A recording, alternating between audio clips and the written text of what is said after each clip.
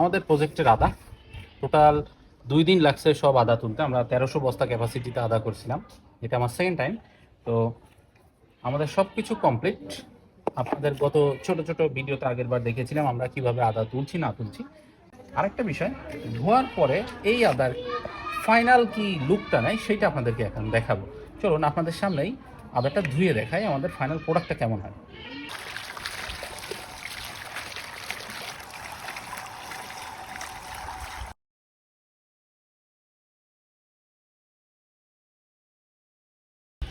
এই হচ্ছে আমাদের ফাইনাল আদা।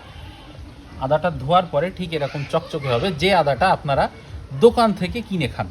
দোকানে আপনারা দেখেন কিংবা সুপার শপে আপনারা দেখেন যে আদার প্রোডাক্টটা যেমন ফাইনাল প্রোডাক্ট এইটা এখন যদি রোদে শুকানো হয়ে যায় অথবা জাস্ট সানের উপরে কিংবা টাইলসের উপরে রেখে শুকানো হয়ে যায়, ফাইনাল আদাটা পাবেন।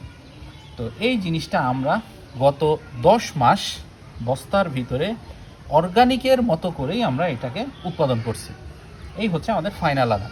তো যদি আপনাদের কারো মনে হয় যে না আপনারা একটু ভালো মানের আদা খাবেন, একটু অর্গানিক লেভেলের আদা খাবেন, বিষমুক্ত আদা খাবেন, বাসায় ছোট বড় বাচ্চা মুরব্বি দাদা বাবা চাচা সবার জন্য আপনারা এই আদাটা নিতে পারেন, যেটা অর্গানিক লেভেলের আদা, বিষমুক্ত আদা।